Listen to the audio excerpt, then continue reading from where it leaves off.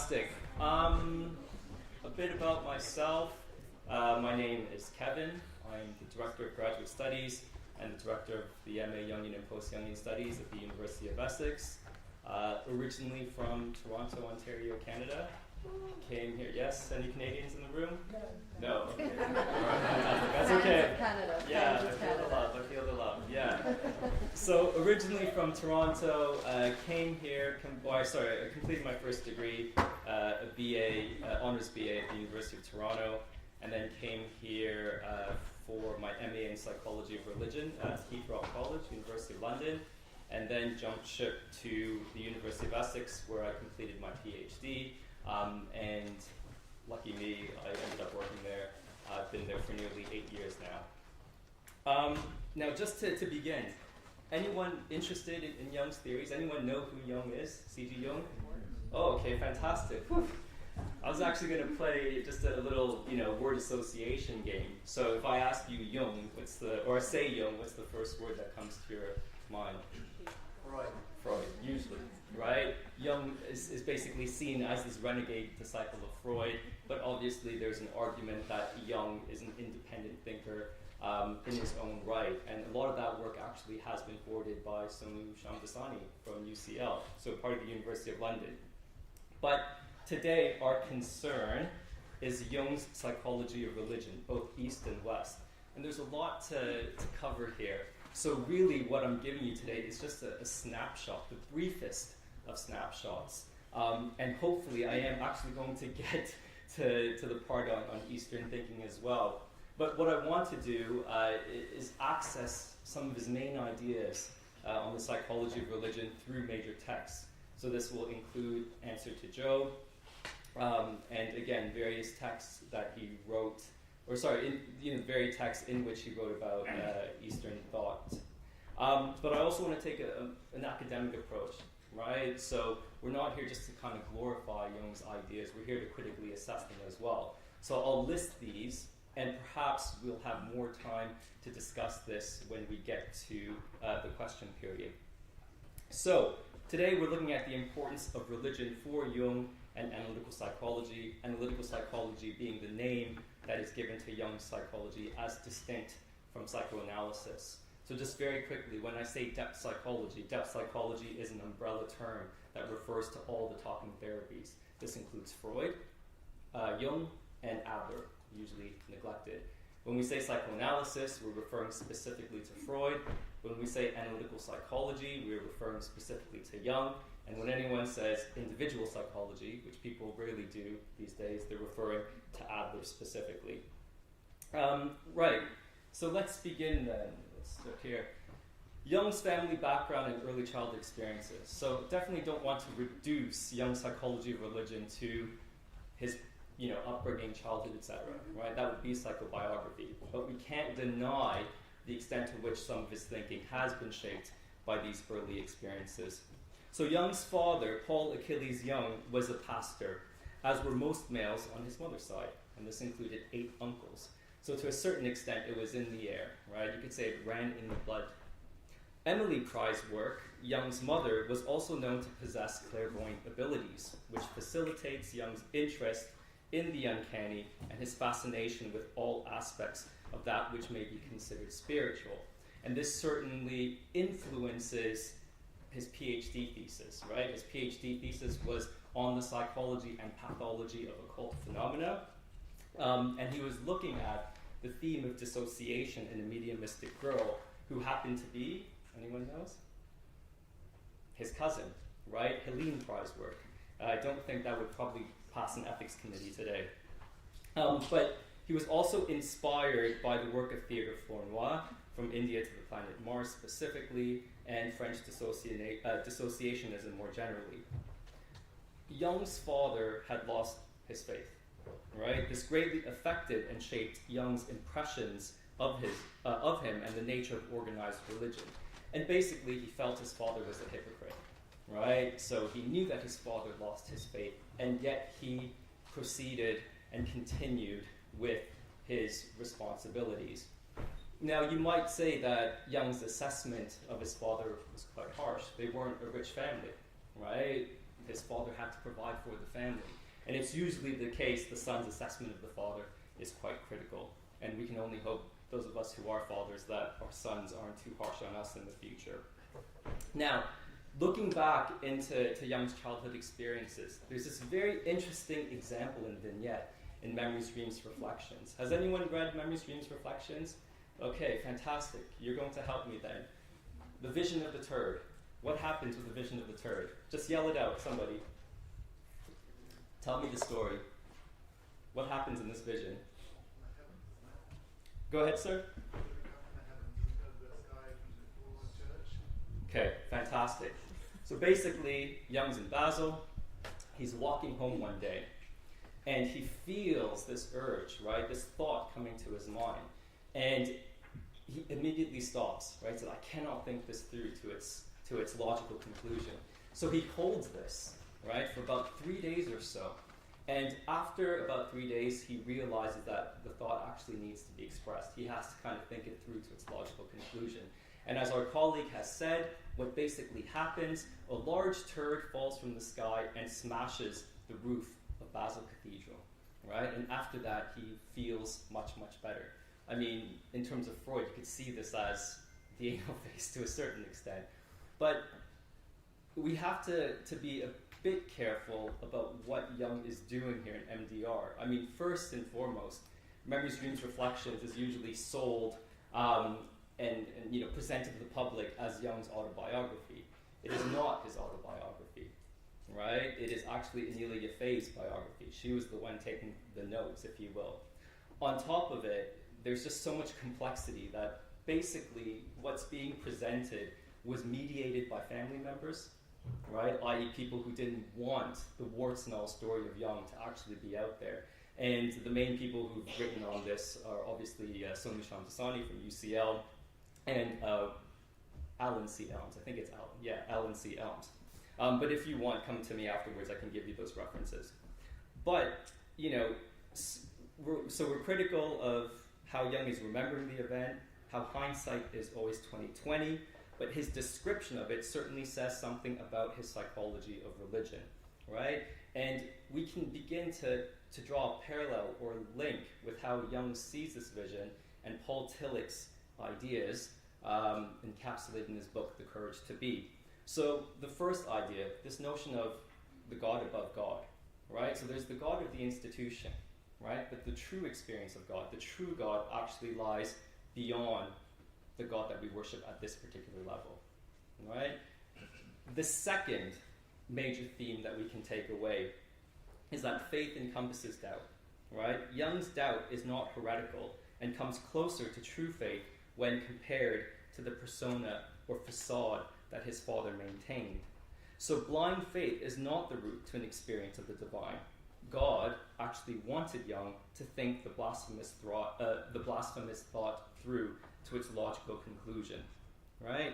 Now, going back to this notion of God above God, what Jung is basically saying, and what we see as a hallmark of his psychology of religion, is that Western religion has lost its capacity to hold an experience of the numinous, right? What Rudolf Otto terms the numinous, and we'll get back to that in a little bit. So these experiences sum up the ambivalence with which Jung regarded religion throughout his life. At one end, he realized his father's disenchantment was not unique. Religion can no longer hold the numinous for society. So for Jung, at the core of every major religion, every tradition, is an individual's experience with the numinous, right? So if you think of any founder of major religion, at core, what they've experienced is an experience of the divine. Institutional religion, then, how it grows in terms of the dogmas, the rituals, etc., are there to contain our engagement with the numinous. So we aren't necessarily able to approach that divine. However, with rituals, with dogma, we may be contained and approach that divine. Fantastic. What Jung is basically saying then, that these dogmas, these rituals, institutional religion now cannot contain this experience of the numinous, right? And he points to very questionable acts within the Western tradition that have been done in the name of religion. So things like the Crusades, indulgences, etc. He wanted to emphasize the possibility of an experience of the numinous without the intervention of the middleman. Right? So he was really advocating this one-to-one connection with that which we consider divine, i.e. to restore a belief in the numinous other and to find a new container for this if need be. One critique of Jung actually is that he wanted to replace religion with his own psychology, i.e. rather than approaching the numinous through religion, you can now approach it through Jungian therapy. Right? So we'll discuss this critique a bit later as well. But as we will see, Jung's faith in organized religion as a container for psychological transformation is restored in the latter parts of his life. At least this is the argument I will be presenting to you. Very quickly, the role of religion in Jung's break with Freud. This is part of the many theoretical differences that contributed to the split. In very general terms, Freud saw religion as neurotic, infantile, and a wish-fulfilling illusion. Jung saw religion as the task of the second half of life, something that's potentially rewarding, and the original container for personal development and self-knowledge. He also posits this notion of the religious function of the psyche, i.e. that there is an inclination, something intrinsic within us that wants to pay homage to respect, to acknowledge, to experience that which is completely other than oneself. Right? So, if it's not God, it will become something else. Right? So, in many instances, money can become our God. For Freud, specifically, Jung would say that his theory of sexuality becomes his God, as well as his adherence to positivistic science. You can look at something else, something like alcoholism, the drink. Right? So drink, you can amplify, it's related to spirits, right? We drink spirits.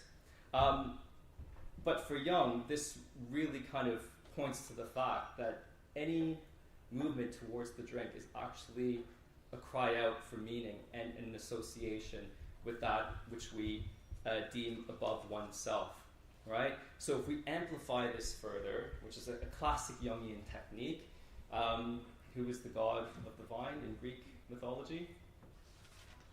Dionysus, right? So what happens to Dionysus? His believers tear him apart during one of these rituals, and if Jung amplifies this further, then we're talking about Christ as well, right? Christ is also the god of the vine, that who is actually dismembered, and that entity which is actually reborn.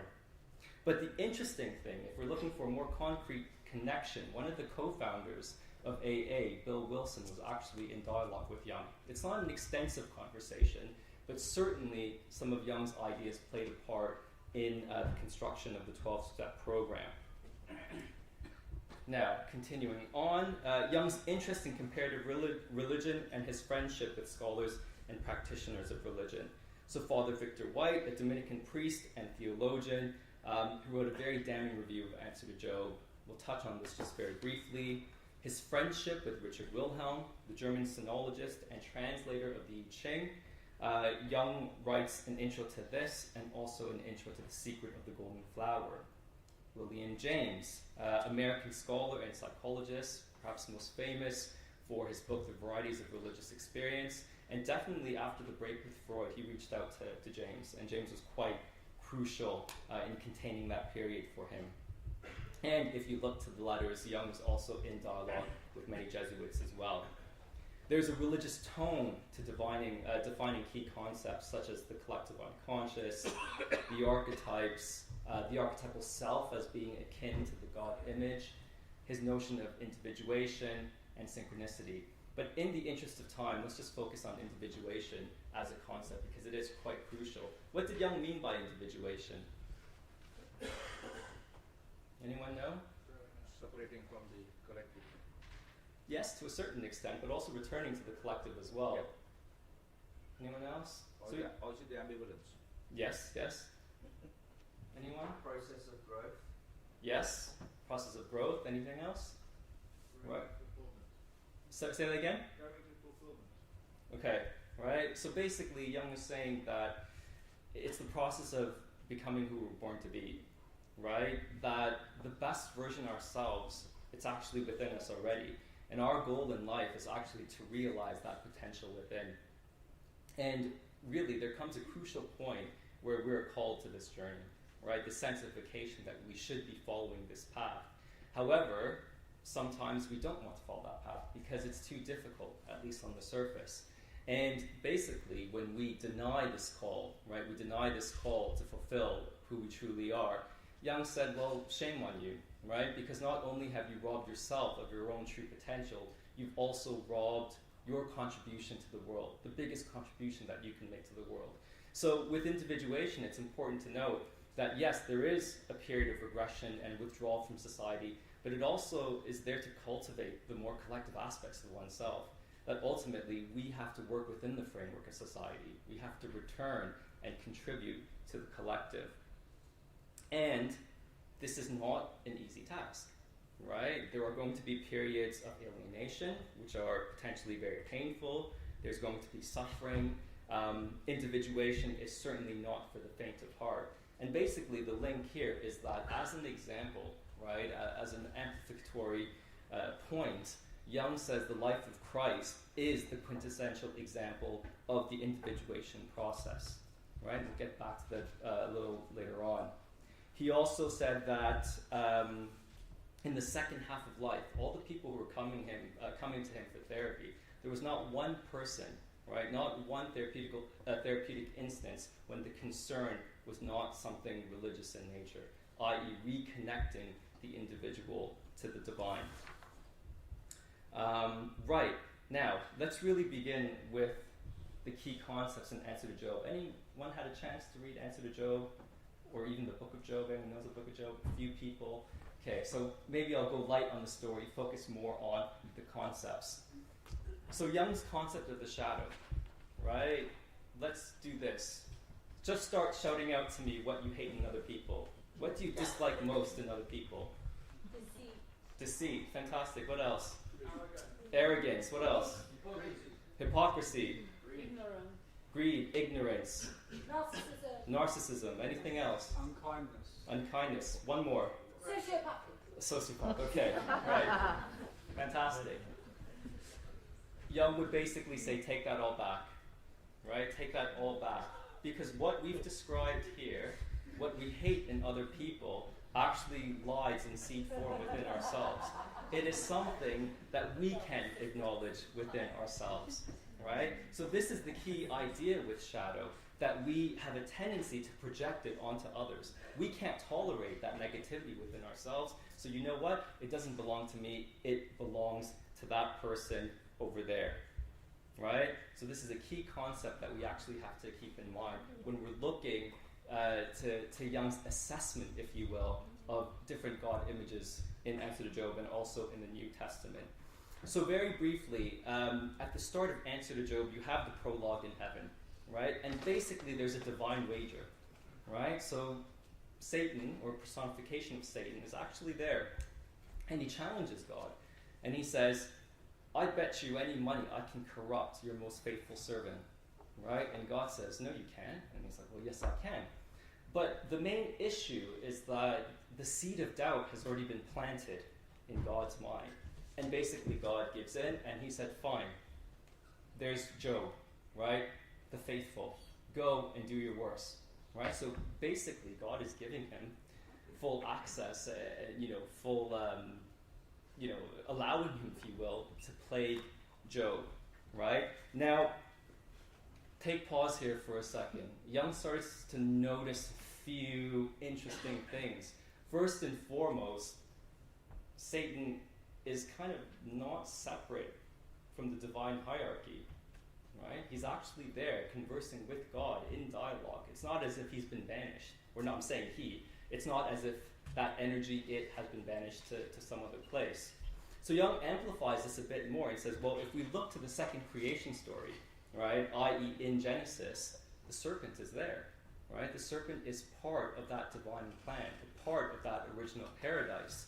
So if we go back to this notion of the shadow, what actually happens in Christianity is that evil aspect, that part that we can't own within ourselves, is actually projected onto a scapegoat, right? Actually the devil.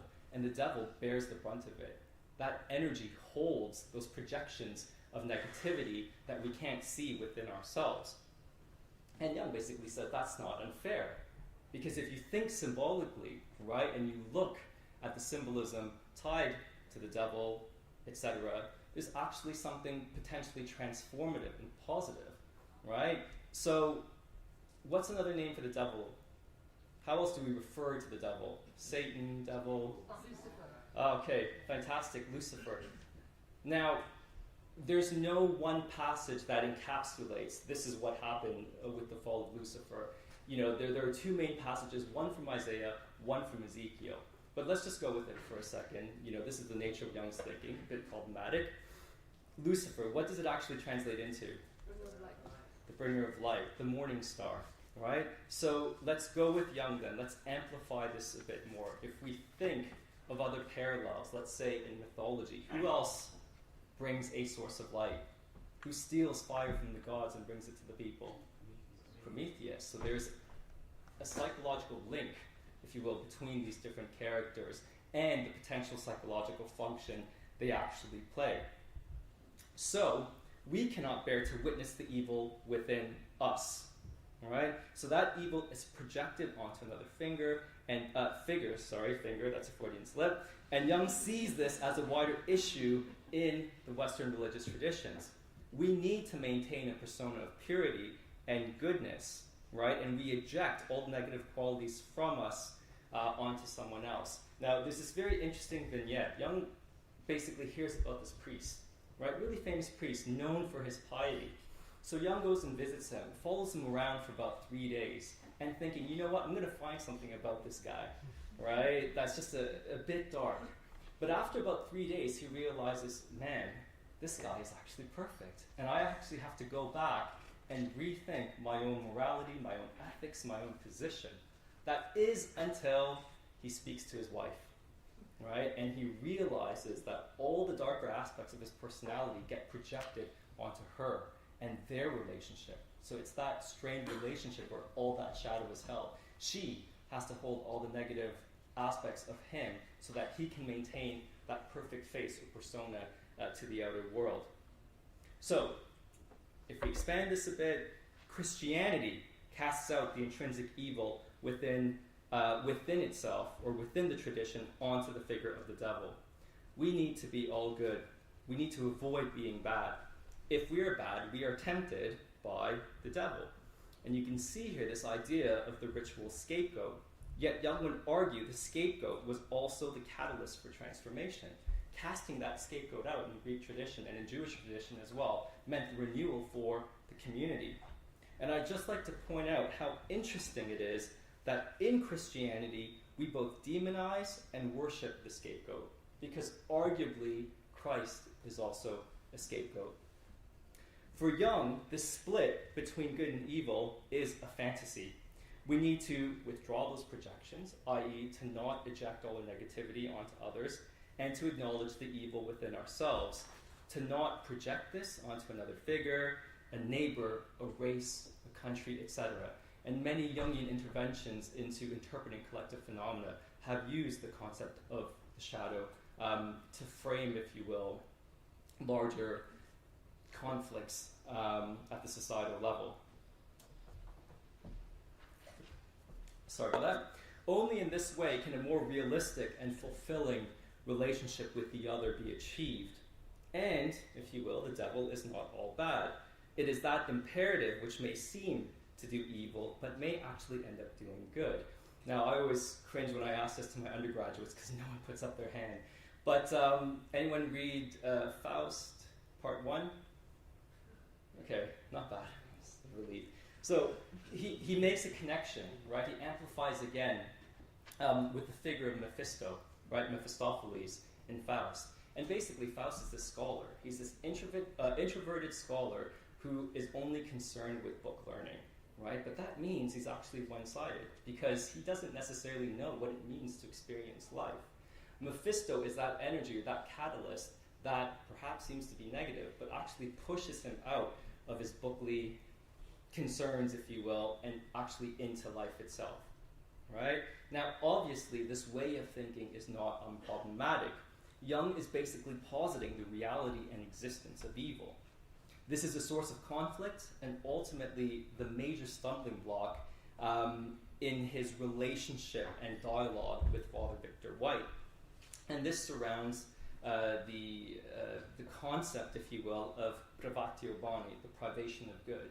And basically this posits that evil itself has no existence, right? Even the most evil thing in the world still has a semblance of good. The light is never, ever diminished, if you will, right? So the good cannot be banished and maintains its existence even in the most difficult circumstances. And Jung said, well, actually, that's not true, right? Their evil exists. We can kind of discuss this a bit more. But basically, people charge Jung with being a Manichaean, a dualist, and also a Gnostic. Now, moving on, the nature of God. Have I missed a few slides here? I don't know. Here we go. The nature of God. Jung goes on to describe God of the Old Testament, right, as portrayed in Answer to Job. And the God of the Old Testament here is a jealous God, right? Jung would say he is an unreflecting God. Satan throws out a challenge that he would be able to sway even God's most stalwart and faithful servant Job. God is persuaded to allow Satan to do his worst, visiting upon Job affliction after affliction. God cannot deal with the idea of betrayal. Yet if you refer to his own omniscience, he would see that Job is and will remain faithful. However, God does not do that and allows Satan to put Job to the test. He kills his family, takes away his land, plagues him with diseases, sores, boils, etc. Others come to counsel Job, right, telling him that he must have done something wrong, that God would not punish him otherwise, and therefore he should repent and ask for God's forgiveness. But Job stands firm and maintains his innocence. He demands an audience with God. In the end, he still bows and admits to God's greatness, and in the process, the comforters are punished and Job is rewarded. He gets new sons, even better ones than the last ones, even more land and riches, etc. So it really works out for him. Now, that's a very simplistic summary of the narrative itself. But what does Jung make of this? Jung stresses Job's morality and his symbolic significance as a representation of consciousness. Job, a mere human, is more conscious than God. We're beginning to see some of the more blasphemous aspects of Jung's thinking here. He shows God what God is lacking, i.e., the capacity for self-reflection. In many ways, Job is holding up a mirror to God and showing God what God is lacking. That God, too, is one-sided. In essence, Job is exposing God's shadow side, something that, within Jung's psychology, must be acknowledged and integrated if psychological growth and maturity are to be achieved. And this is what I would refer to as Jung's radical humanist stance, that humanity, i.e. represented by Job, isn't equal to God and plays a crucial role in God's individuation. In many ways, it is because of Job's morality that he holds a higher position than God. Because, in terms of Jung's psychology, it is only with consciousness and self-reflection that God can begin to see his shadow at work, i.e. the wager in heaven, and the extent to which God's shadow is projected onto Job. And again, you get the theme of the scapegoat here, right? Job becomes the scapegoat for God's projections. A mortal man is thus helping God along his own path and process of individuation.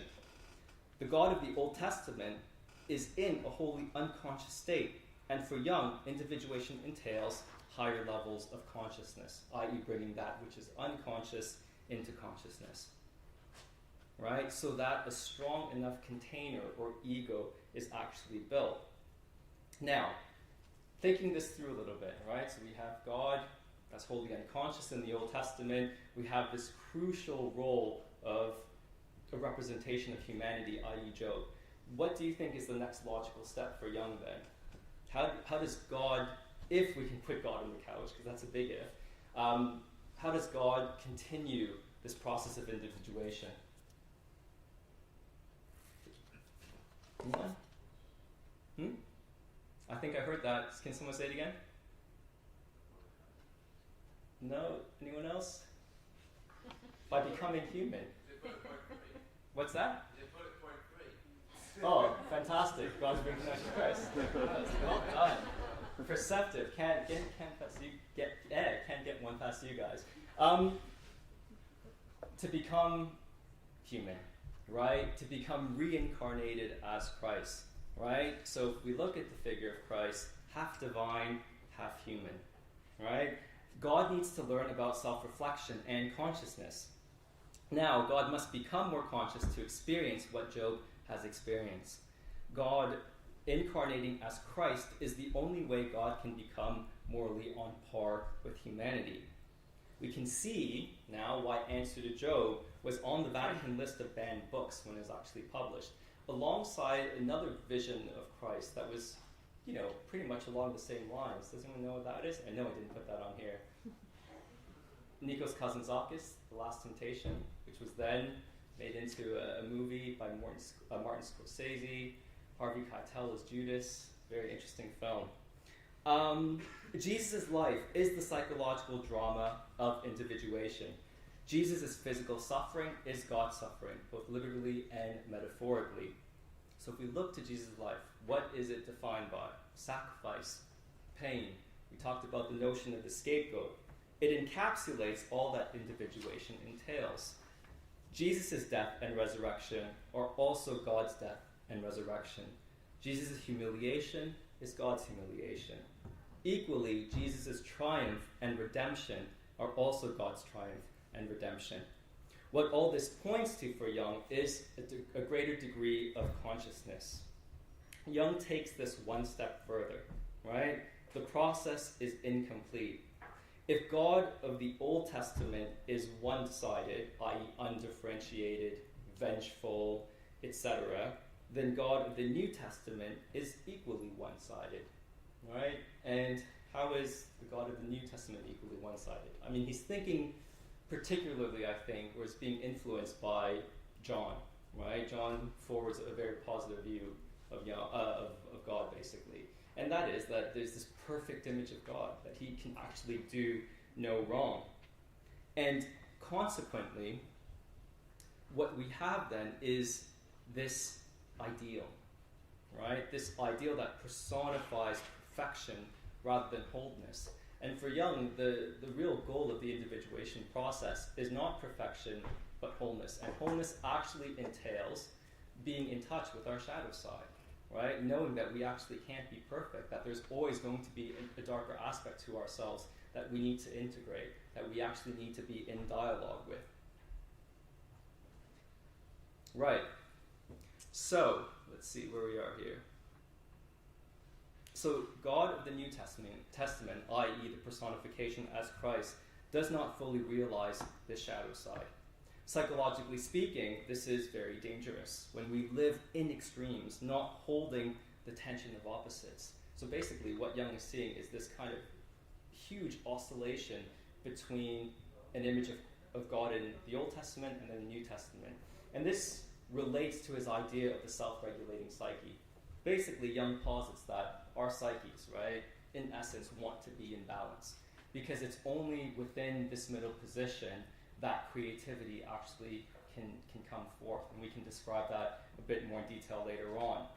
But when we tend to move to one side, right, when we tend to hold to one position, we are actually in danger of flipping to the complete opposite. So I can give you an example. So let's say my facade to the world, my persona, is that of just the essence of machismo, right? I know I'm doing that right now, right? That I'm just ready to go. Anyone look at me the wrong way, let's go outside, man, right? Now, what Jung is saying is that one-sidedness, right, that persona, that face we put to the world, it is actually compensated in the unconscious by something perhaps very fragile, right? Something that's been damaged. Right? We present that one-sided persona to protect that fragile essence that we cannot allow to be re-traumatized.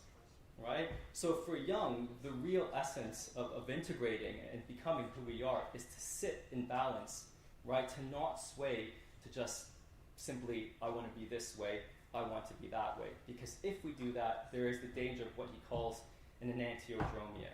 I would write in the right board, but it's behind here, right? This idea of a complete flip to its opposite. So I'll give you an example that stems from my youth. It probably shows how old I am. Do you remember the band Korn? Anyone remember the band Korn? Okay, they drove a tank down the streets of Toronto. I was there. It was fantastic. But one of the guitarists, right? I mean, if anyone knows anything about Korn, it's drugs and rock and roll, right? It is the essence of the rock and roll lifestyle. Fantastic. Okay, but there was really an indulgence with the drugs, with alcohol, etc. But one guitarist actually converts and finds God, right? Just like that. Quits the band, God. And at least, we can't speak to the psychology of this particular guitarist, but at the same time, the actual flip itself with no mediation from one extreme to the other means that some kind of transition was almost too quick to a certain extent, right? That there hasn't been some kind of processing of what we're actually trying to find by flipping to the complete opposite. So, if we move back to the life of Christ as personified in the New Testament, what Jung is saying is that this flip has occurred in Christianity's conception of the Godhead, right? So in the New Testament, Jesus' temper is actually played down. His own struggles, his own fear, and humanity, which together arguably provide a more realistic image to which we may direct our worship. We are taught to worship and attain an unrealistic ideal, and that has, in part, impacted on the development of the Western psyche. And basically, what Jung is saying here is that, anyone who is born within the Christian tradition, we are asked to follow in the path of Christ, to imitate Christ, right?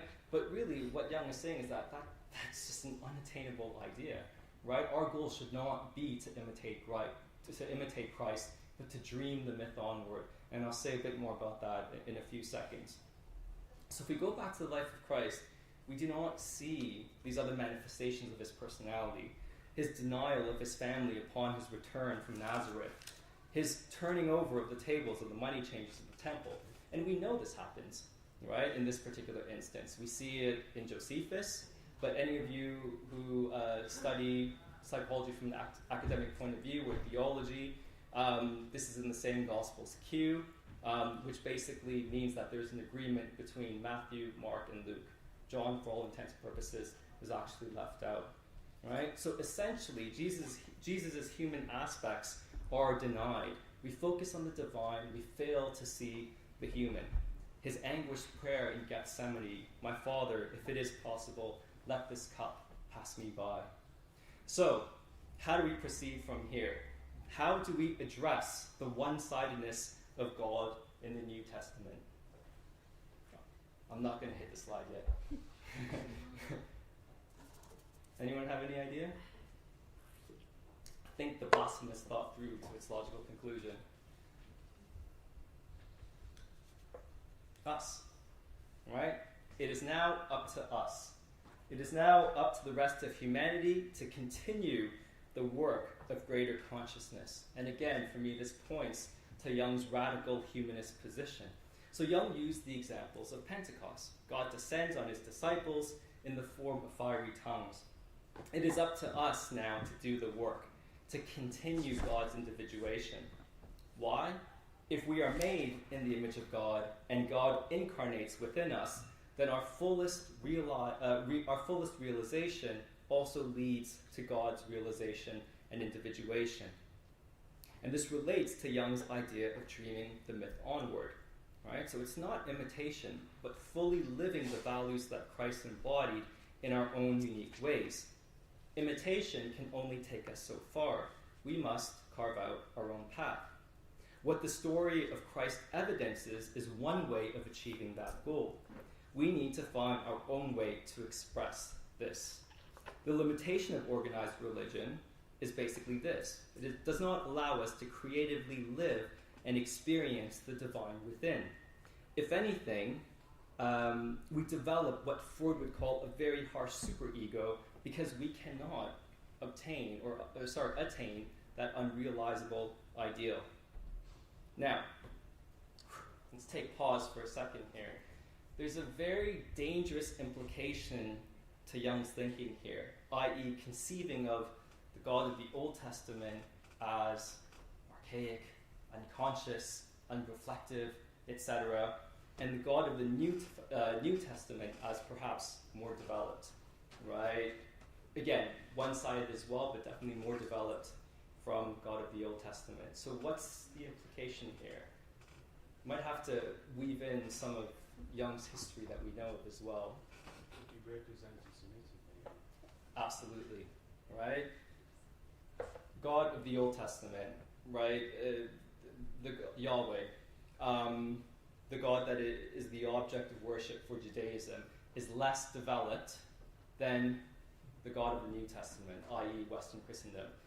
Now, some of you might say, well, maybe it's just his developmental theories, etc. But as Luke pointed out, if you look to the accusations against Jung, right, of anti-Semitism during that period, very robust, actually, arguments and concerns, then you can see this in a different light, right? There's a very slippery slope here in terms of how Jung is thinking here. Obviously, that's another lecture in and of itself, but if you go to Kew, right, the archives in Kew, you will find a dossier that was compiled, basically urging that Jung be tried for war crimes, right? Now, this obviously didn't come to fruition. There's obviously multiple ways to approach this debate and to access this, but certainly it's the shadow side of analytical psychology that we all have to acknowledge and deal with if we're going into this discipline. Now, moving on, Sophia, wisdom. So if you read the book of Job, there's this real interesting interlude, right? It almost seems like it comes out of nowhere, that the narrative is going one way, and then all of a sudden, bam, Sophia, right? So Jung is trying to understand this very interesting pause, if you will, in the narrative itself. So Sophia is the personification of wisdom.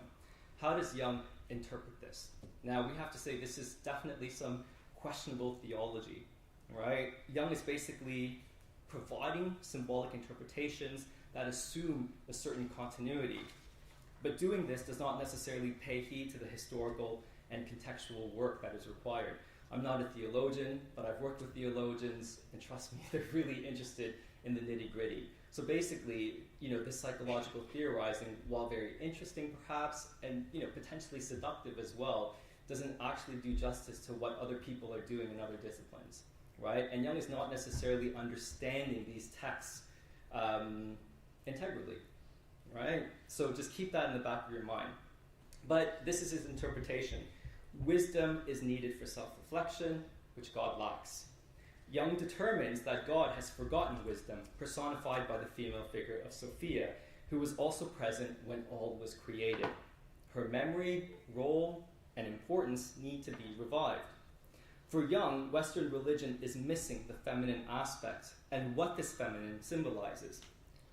If Western religion is to thrive, to be able to contain once more the religious needs and experiences of Western civilization, it needs to integrate this aspect. Does this happen? For Jung, there are certainly signs of hope. And I've put it there, so I won't ask you anyways, right? He really is reinvigorated by the Assumption of Mary. So, 1950, the Assumption of Mary is a papal bull that declares Mary, Mother of God, was brought up into heaven after her bodily death. Right? So after her death, body and soul, she was lifted up to heaven. This, for Jung, symbolizes her equivalence and godlike status in relation to the Trinity, i.e. Father, Son, and Holy Spirit. For Jung, the Trinity cannot express completion For Jung, the Trinity cannot express completion, and as it stands, resonates in overtly masculine energy and emphasis. So you could argue that, the Holy Spirit is more of a neutral energy anyways. But if you look at, Father and Son, there's definitely something very masculine there. What Mary's assumption facilitates is an acknowledgement of the feminine, and all this entails symbolically. Embodiment, relationality, etc., etc. And for Jung, 4, the number 4, not 3, resonates completion. Now, why is that? Again, this is problematic, how Jung is working, because you could say, well, I can look to mythology, all the different cultures of the world, and 7 is actually a really, crucial number. But going with this, why is 4 important for Jung and not 3? What comes in 4s? The best things come in 4s. Anyone? Even numbers. Yes. So, give me some examples of what comes in 4. What's that? Fantastic. You're on the right track. 4 cardinal points, right? 4 seasons, 4 elements, 4 evangelists, so on and so forth, right? So this is the type of thinking, the type of approach, methodological approach that Jung is using. So finding the 4th is finding completion. We inch closer to a religious framework that may tolerate, maintain, and contain a journey towards wholeness. But this in itself is not without limitations.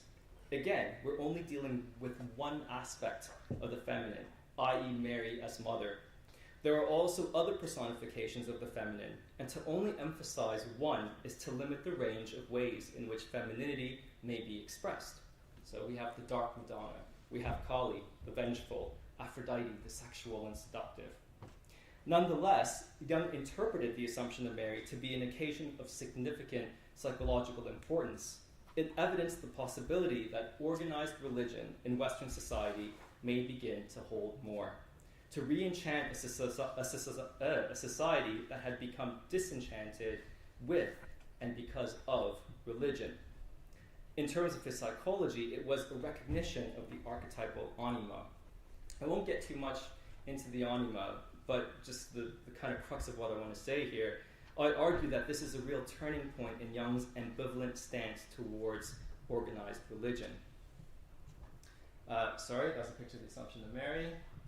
We've talked about that. Okay, by 1957, in his text, The Undiscovered Self, Jung sees religion as one way in which individuals may defend against mass-mindedness, i.e. this notion of group psychology, the mass doesn't think, right? The individual gets lost in the mass, and in this sense, he's not different from Le Bon and Freud.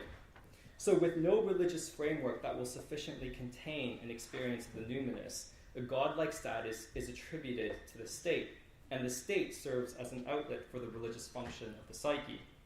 But in the state, the individual loses his or her individuality. The state is ruled by generalities and averages, which in turn facilitates mass-mindedness. So there's a blind following. People are always caught in a frenzy without the power of self-reflection. Only the individuated, for Jung, can stand against this mass, and he writes. And basically, the way we cite Jung is Collected Works, Volume 10, and that points to the paragraph. So that's paragraph 540. Resistance to the mass can be effected only by the man or woman who is well organized in his or her individuality as the mass itself. The real shift is that for Jung, this individuality may be facilitated within organized religion. However, my reading of this is debatable, but I'd like you to point you to the evidence in the text that I believe, is showing Jung leaving more room for the expansion, if you will, of Christianity. So for Jung, religion opposes stately authority with the authority of a higher power. Just as man, as a social being, cannot in the long run exist without a tie to the community, so the individual will never find the real justification for his existence and his own spiritual and moral autonomy anywhere except in an extra-mundane principle capable of relativizing the overpowering influence of external factors. The individual who is not anchored in God can offer no resistance on his own resources to the physical and moral blandishments of the world. And he continues, his, i.e. the individual's, individual relation to God would be an effective shield against these pernicious influences, end quote. Arguably, there is some tension and ambiguity here. one could suggest that Jung is emphasizing a one-to-one experience with God, i.e. not the God of organized religion, right? That he's really talking about the God within. But in light of his theorizing in answer to Job and his renewed faith in Christianity's psychological advancement, one may argue that there is an openness in Jung that allows for a profound hope that organized religion can play the role of a potent faith standing against mass-mindedness. And for me, this is the quintessential quotation. That is not to say that Christianity is finished. I am, on the contrary, convinced that it is not Christianity, but our conception and interpretation of it that has become antiquated in face of the present world situation. The Christian symbol is a living thing that carries in itself the seeds of further development. It can go on developing. It depends only on us whether we can make up our minds to meditate again and more thoroughly on the Christian premises. End quote. This faith in religion is only confined to Western religion, particularly Christianity and the state of the Western psyche. A Westerner, for example, turning to the East for this framework will not find containment but the threat of contagion and being overwhelmed by the unconscious. But we will get to that. So, very quickly, let's just list some of the critiques. We can, again, discuss these at the end if you want. So, critiques against Jung's psychology of religion. Jung basically treats God like an individual patient, right? God is not a human being and can't be proverbially put on the couch. Number two, Jung supposes he has a hotline to God. And this is not me. There's a critique against Jung where basically he said Jung feels he's got a hotline to God. Three, Jung attempts to replace one religious framework with another, i.e. therapy. And this is really, well argued, although this book is problematic itself. In Richard Knoll's text, The Jung Cult, he's basically saying that Jung set up a cult in Switzerland, i.e. people had to come to him, and it was the basis for a new religion and initiation. The Jewish philosopher Martin Buber, probably best known for his philosophy of dialogue, really encapsulated the main concerns and critiques with Jung's approach to the psychology of religion.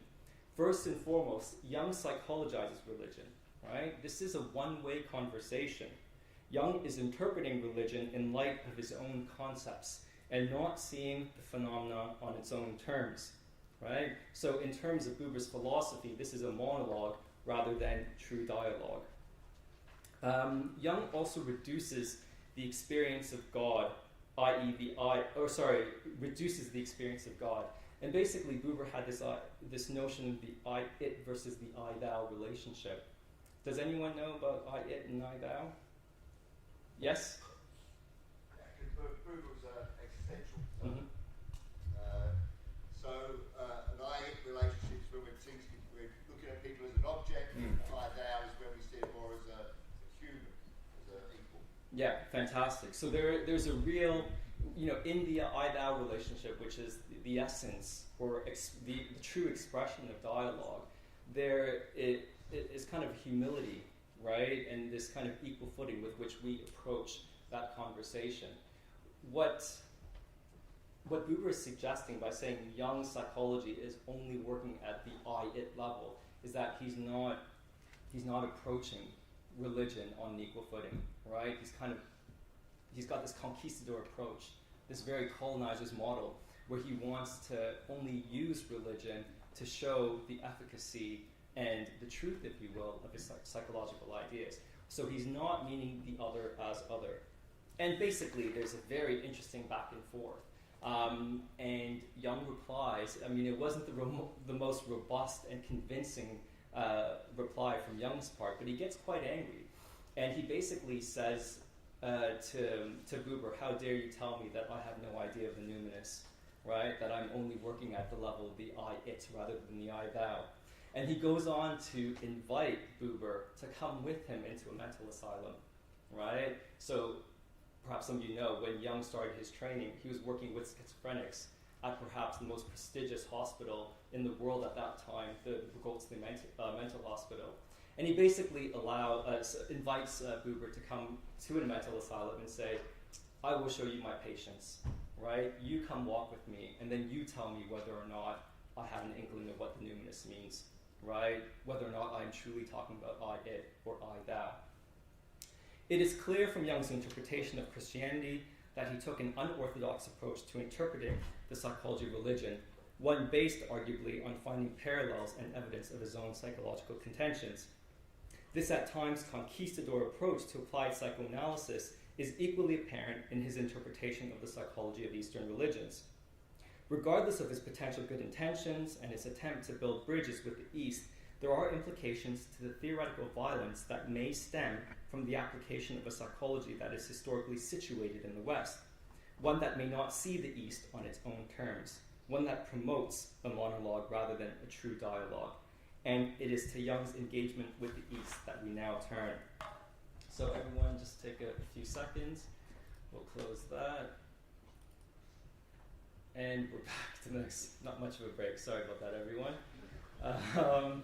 Let's see. Oh, but here we go, more of a break. And then, okay. From the outset, it is very important to note that Jung's views on the East are not really about the East, right? Jung's views on the East are not about the East. If anything, it tells us something about the West and Western thinking. It is, in psychoanalytic terms, Jung's fantasy of the East filtered through the lens of his psychology. That is not to say that fruitful ideas do not stem from Jung's engagement. They did. But as with Jung's interpretation of Christianity, we need to be mindful of an approach that prioritizes the strengthening of a set of ideas, one that was constantly searching for greater legitimacy and recognition in the medical sciences.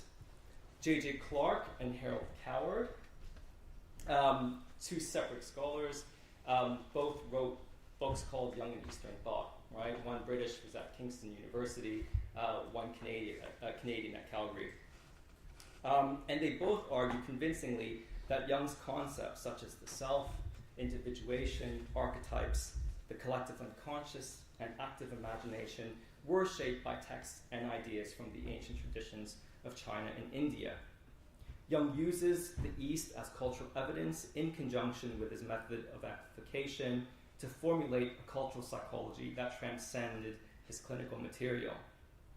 For example, central to Jung's psychology are the concepts of the collective unconscious and the archetypes. And these ideas certainly forward the perspective of collectivity and universality.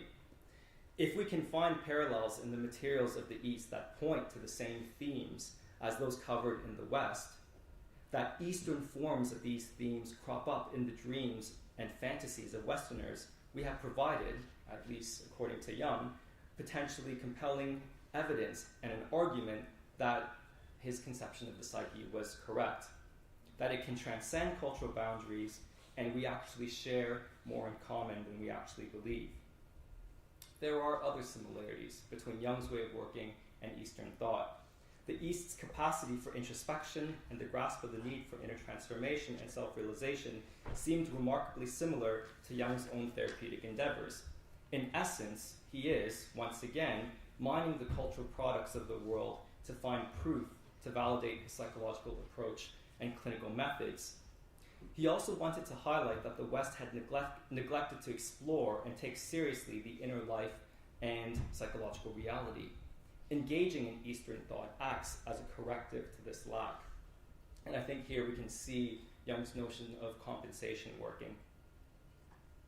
Turning to the East compensates and brings back into balance the West's neglect of the East. It emphasizes the marginalization of Eastern thought in the West and brings into question the perceived superiority of the West. Jung's emphasis on learning about cultures other than his own is also a statement about how therapists need to move beyond the individual in order to help their patients.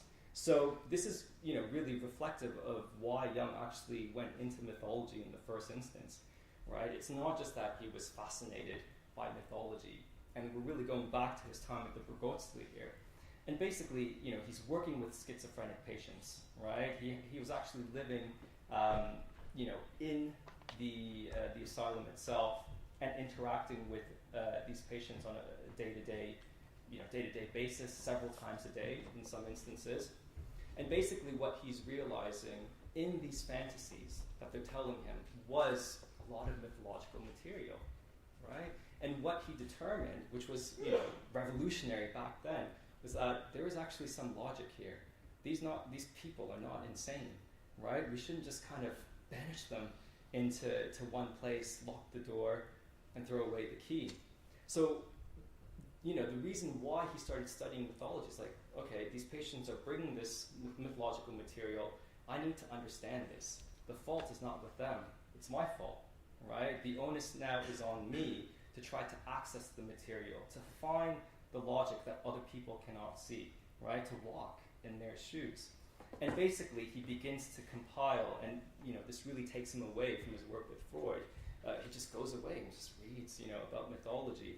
And his whole premise is that if we find the legend or the key, right, we begin to find or potentially access the logic of these schizophrenic patients, right? So in essence, it was quite revolutionary at the time that he was really putting the emphasis back on the patients and not seeing them as completely other, i.e. the other of society, the shadow of society, we shouldn't be dealing with them, etc., etc. Right, so in the same vein, Eastern images, etc., this material crops up in the fantasies and the dreams of Western patients, right? So in order for the therapist to help his or her patients, they need to transcend these cultural boundaries. It demands our understanding, and to do so, the therapist needs to consider the wider social and global context of thoughts and images. Jung's interest in the East began as early as 1909 and lasted until the last months of his life when he was studying Buddhism in greater detail. Arguably, however, this interest was sparked as early as his childhood when he recalls being captivated by Hindu myths. We also know that Jung practiced yoga and meditation during his own confrontation with the unconscious. So really the Red Book period, if anyone is familiar with that. There are also some brief references to Oriental ideas in his student lectures, the Zavingya lectures. The Zavingya Society was his fraternity. And there are also indications of his engagement with Eastern ideas in his first quote-unquote Jungian books, i.e. when he's beginning to carve his own identity. So the earlier forms, if you will, of what is now known as symbols of transformation, as well as his book on psychological types. And here he's emphasizing the ideas of duality, the complementary nature of opposites, the need of finding a middle path to mediate the opposites. So again, pointing to this notion of the self-regulating psyche, we're seeing how both Buddhist and Taoist ideas are finding their way into Jung's psychology. Now, mandalas, right? Jung uses a lot of mandalas. He draws mandalas. He actually begins drawing them and doesn't realize that he's drawing mandalas until he meets Richard Wilhelm, right? Who points him to these texts, and then he goes, aha, right? It's a mandala that I'm actually drawing, right? So usually with the mandala, you'll have this idea, right, of a circle, and usually 4 cardinal points, i.e. this number of 4 as completion, or some variation of 4 within the larger circle. And Jung begins to notice them arising not only in his own dreams, but in the dreams of his patients, right? And he really begins to cultivate this as a part of therapeutic practice, i.e. he was encouraging his patients to go away and to draw, right? To create these mandalas, to create their own versions of the Red Book. Now, what is really interesting in Jung is that he begins to see that the mandala is a theme that kind of transcends all cultures. And if the individual psyche has a soul, a city, a geographical space also has a soul. And that mandala is really pointing to a similar thing, i.e. this notion of the self, right? This potential for wholeness and completion. So if you look at many cities, right, especially the older cities, you will find that the center, right, the soul of the city itself is usually constructed as a space for collectivity, but also in many instances is constructed as a mandala. There's also the concept of yin and yang, i.e. of the opposites, but for him it's also a representation of his theory of contrasexual opposites, i.e. the anima and animus respectively. Right, now getting into the crux of it. Jung believed that an engagement with Eastern thought must begin from a Western perspective, i.e., the importance of maintaining a strong enough ego or container. As the East is, according to Jung, by nature closer to the unconscious, its access to it is very different from the West's. It is possible, therefore, that the Western psyche may become overwhelmed if engaging with the East from a symbol set and system that is not of their own making, one that is not entrenched in the traditions of a specific geographical space. So for Jung, the container essentially is not fit for purpose. The West must engage the unconscious on its own terms and not adopting wholesale an approach that is opposed to its own. There are obviously implications to this way of thinking. And for me, when I encounter this in Jung, I think back to my days as a history student.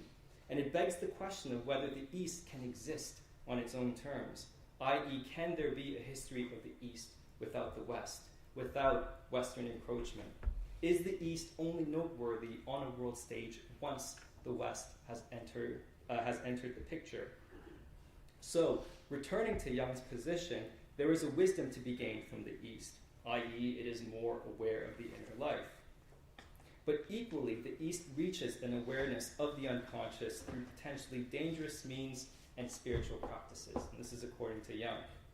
If the West is one-sided, i.e. extroverted and overtly rational, the East is equally one-sided, i.e. it lacks a firm grounding in the realities of the here and now. It seeks to escape from reality rather than dealing with it. The West, through psychology and other disciplines such as science and history, may reach a more related and meaningful contact with the unconscious, one mediated by and firmly planted in an embodied existence that does not deny the physicality of life. If we wish to heal the problems of the Western world, to speak to its disenchanted state by re-enchanting existence through an engagement with the unconscious and its connection to the numinous, then turning to the East does not get to the root of the problem. In fact, it could cause greater disequilibrium.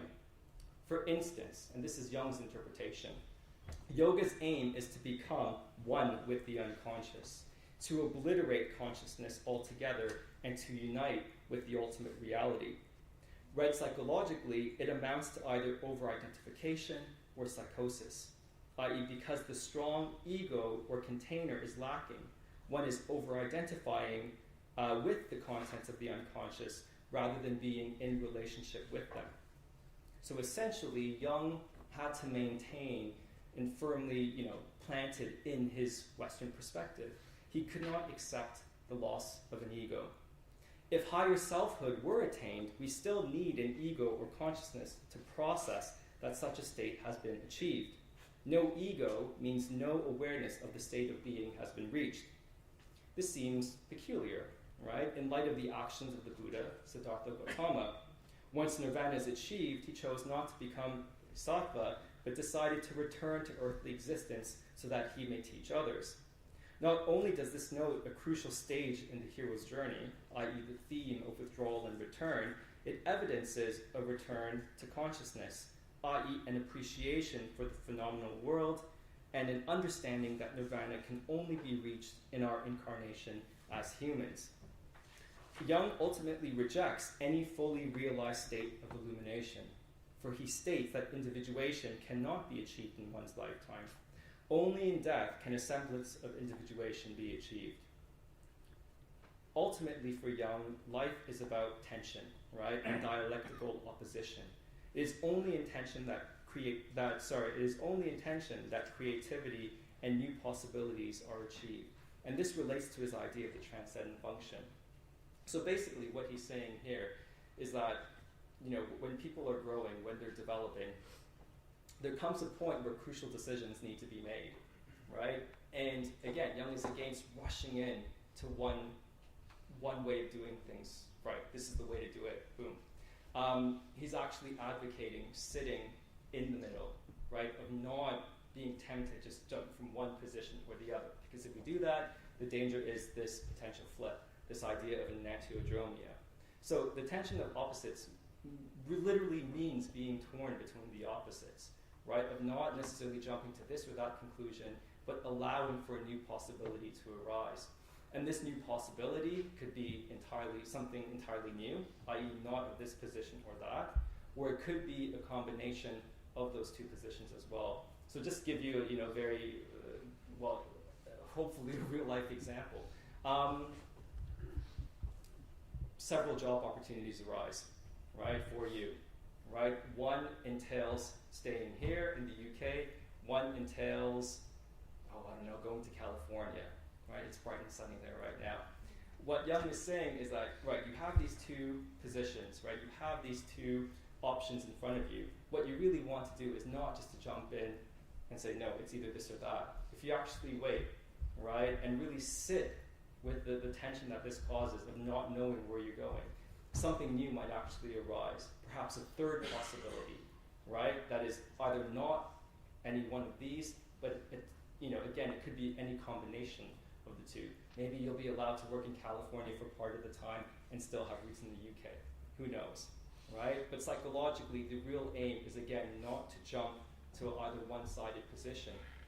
Now, if we return to Jung's psychology of Western religions, you can see why, for him, the cross is actually the quintessential example of this idea of transcendent function. Because Christ being crucified on the cross is that image of suffering and tension, what it means to be pulled in different directions. And in the case of Christ, it's being half human and half divine, right? And what actually gives birth is, this possibility of being reborn as something different. So, going back to Jung's ideas on Eastern thought, complete liberation from suffering can only mean death or psychosis. So as it becomes clear, Jung was against Westerners imitating Eastern practices, and as mentioned earlier, he championed the individual authenticity when engaging archetypal imperatives and narratives, to proverbially dream the myth onwards. In this way, Jung is displaying a strong sense of the cultural and historical embeddedness of religious and philosophical beliefs. Mainly, our contexts have shaped our egos in very particular ways. And this emphasis finds expression in his distinction between an archetype and an archetypal image. I won't jump into that now, but we can certainly discuss that during the question period. This is the point. Engaging with the practices of another culture leads to superficial imitation. We cannot fully integrate and understand another culture. We will always be alienated. We will always be the outsiders.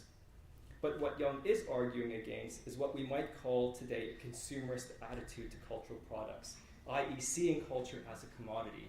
Religious beliefs are now encapsulated in fads, fashions, jewelry, etc. But this doesn't necessarily speak to the true emotion and feeling at the heart of an experience of the numinous. We pick and choose like we're in a candy store, right? We take a bit of that, a bit of this, rather than staying close to and working with the images that our own culture has created and inherited. It betrays an attitude of not wanting to stick to things, not wanting to work things through, a throwaway culture defined by consumption. So, there's a hole in my trousers, just the very smallest nick in my jeans right here. What do? I'll run out and go a new pair. Well, back in the day, no one would actually do that. You would mend it, right?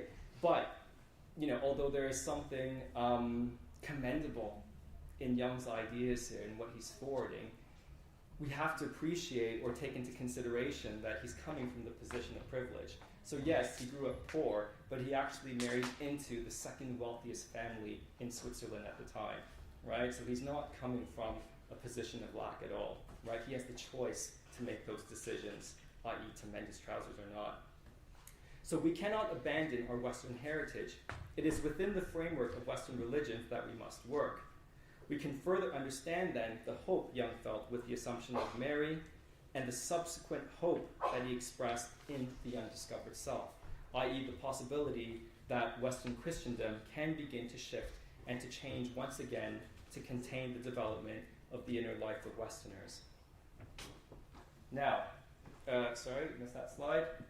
Critiques against Jung's approach to the East. clearly it's potentially Eurocentric, right? In Jung's defense, we could argue that Jung was reflecting his own time and context, but within our own context, his approach seems restrictive. He could not foresee the nature of our globalized world and diaspora communities and the benefits that these developments may bring. In that sense, Jung could be exaggerating the extent to which we are rooted in our own culture, especially in light of the fact that many today carry with them hybrid identities, right? That we're not just one thing. We don't identify with being this way or that. And in essence, even if we're not in tension between different cultures, certainly our notions of identity are constantly shifting, constantly being negotiated as well. Jung, in perceiving East and West in such strict dichotomous ways, may be perpetuating popular stereotypes. He uses phrases like the mysterious Orient and the baffling mind of the East. And this in turn reinforces prejudices, and perhaps Jung is guilty of what Said describes as Orientalism. Jung's interpretation constitutes yet another narrative that promotes the colonizer's model of the world. But also note the inherent dualism in Jung's thinking. By setting up West and East, us versus other, he's creating a binary that contradicts the essence and the implications of his notion of the collective unconscious, i.e., fundamentally, we are all interconnected and the same. Jung is also working with corrupted sources. He's not using the strongest translations, and the secondary sources he uses were clearly biased and reflect their own time. By not being critical about these, he inherits these limitations, i.e., they become central and core to his own psychological tenets. We are left to ask, was Jung truly engaging in a dialogue with the East, or was it a one-sided conversation? J.J. Clark is adamant that Jung was aiming to build a bridge of understanding with Eastern thought and really contributed to the growing appreciation of the East in the West. In raising the profile of the East in the West, Jung was fighting against rationalism and scientific positivism, perspectives that may remain closed to a multiplicity of perspectives. And essentially, what you can't deny is that Jung is providing a multiplicity. He's basically saying that there are multiple God images, not just one, and they're all equally valid. He's thus destabilizing the belief that the West is best and that there is only the rest. All God images are equally valid and express our experience of the divine. But it is undeniable that his psychology remains his reference point, constituting the foundation from which he is engaging the East. This leads to a misinterpretation of Eastern texts, beliefs, and practices. Clark rightly points out that Jung fails to grasp Eastern metaphysics on its own terms. For example, in yoga, what is sought is the possibility of a higher state of consciousness, in which awareness is not obliterated, but transformed into a condition where the concerns and limitations of the individual ego cease to be of central concern or importance. Another example. Any karate practitioners here? Any karateka? Okay, fantastic. You know about kata, right? Do you know Sanshin? Yeah, okay. So basically, the essence of Sanshin is the merging, if you will, of mind, body, and spirit. Sanshin literally translates as the three battles, right? But when you're performing the kata, and especially at the higher levels, you're completely embodied. You're marrying the breath with the movement itself. And at the higher levels, you're integrating that spiritual aspect. So I think it's definitely wrong for Jung to kind of go in and say that the East is only really leading to a disembodied experience and engagement with the unconscious. Jung thus misunderstands the nature of things like yoga and meditation and fails to appreciate that there are many forms of yoga, not just one. He is ultimately basing his criticism on a Western account of one form of yoga. So he is guilty of a failure to appreciate complexity, and perhaps this is one major reason why Jung's place in the academy is so fragile. In essence, his universalist approach is not in line with the nature of specialization that defines academia today. Perhaps Jung's complex and at times ambivalent relationship to Eastern thought may be summarized by the following vignette, and with which I will end my talk. While in India in 1938, Jung had the opportunity to meet with Sri Ramana Maharshi, a Hindu sage who many believed to be an enlightened being. Jung decides not to go. So the meeting was set up, right, by actually one of Jung's followers. Everything was, good, organized, and then he stays on the boat, right? And his excuse is that he had found the key to his psychology, i.e. his study of alchemy. So he actually had some texts shipped to him, right, to India so that he could start engaging with it. So all this work that went into organize this meeting, he just doesn't show up. And J.J. Clark provides an insightful interpretation. In order to maintain his stance of independence, Jung felt it necessary to avoid a man who, by repute, may well have been able to penetrate his defenses. For just as he had since his boyhood refused to bend his knee to the Christian way of faith, so with regard to Eastern spirituality, his attitude remained one of guarded objectivity. He could not, quote, accept from others what I could not attain on my own, or make any borrowings from the East, but must shape my life out of myself. And that's it.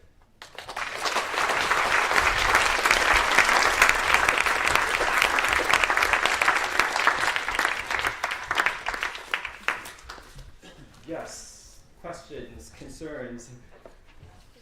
Thanks very much for your talk. I was wondering, what do you think would have happened if when Jung was a psychiatrist in the 1930s, when he was observing patients who were diagnosed at that time with psychosis, or however it was termed, if they'd been prescribed antipsychotics, and if he, during his red book phase himself, had been prescribed some antipsychotic, would that have changed his kind of development?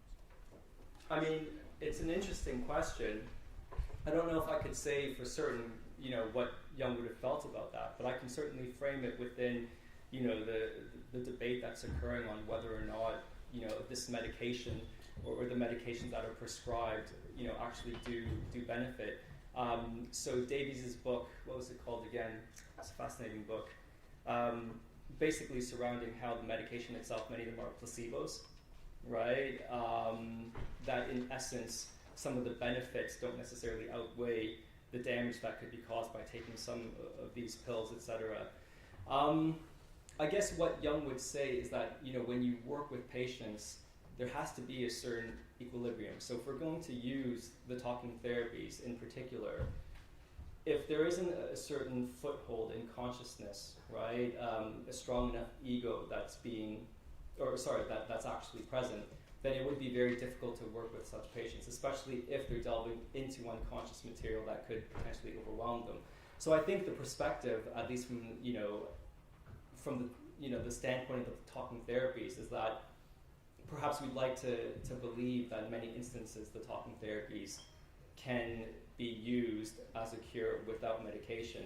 But I would argue that sometimes if you don't have, if people don't have that kind of stable connection to society, that, this type of medication, antipsychotics, etc., could be used in conjunction with the therapy, right? Or that it could be used first, the pills can be used first to gain, if you will, a quote-unquote stable state, and then perhaps the talking therapies might be more effective.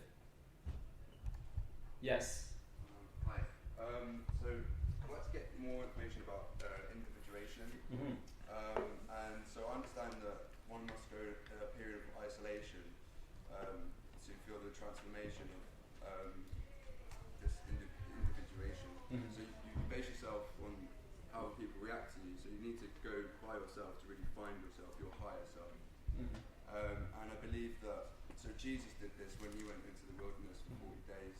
And I believe that shamans in the Amazon go into the jungle for a period of 6 weeks by themselves, and then they get to know themselves, and they come back to their tribe with a lot of knowledge that they can share. Sure. Right, these are all types of individuation. I also think individuation is similar to the journey of enlightenment. And I was speaking to a Buddhist monk about this last week. I said, what does it mean to be enlightened? And he basically described what you were saying about God's shadow. He was saying it's the removal of God's shadow, essentially. You don't feel that anymore. You just feel like pure love and compassion. Greed and the spite and all those kind of human conditions doesn't exist anymore. Is that possible? Is it possible within our contemporary context? Is that the question? Yeah. I mean, Buddha's got it. Sure. Jesus done it. But Sure. no one's saying that no one can do it in their lifetime. But Yeah. people have, so he's wrong with you. Potentially.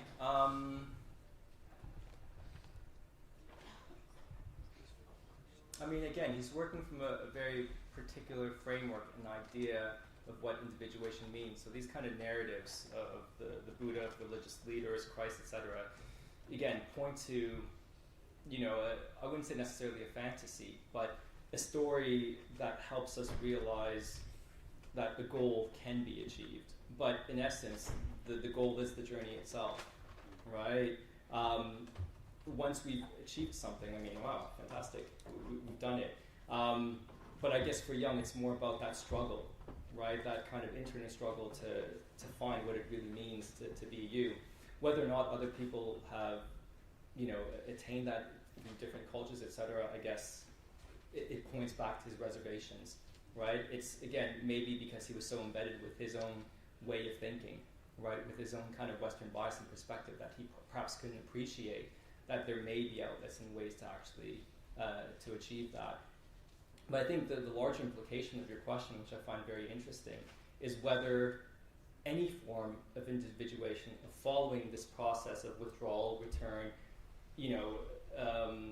periods of kind of retreat and self-expression, self-exploration, whether or not it's possible within our technological world, right? Because even when we go on holidays now, we've got our phone, right? And if you think back to his context, they had the privilege perhaps of just going away, right? Convalescing, getting out of here, etc.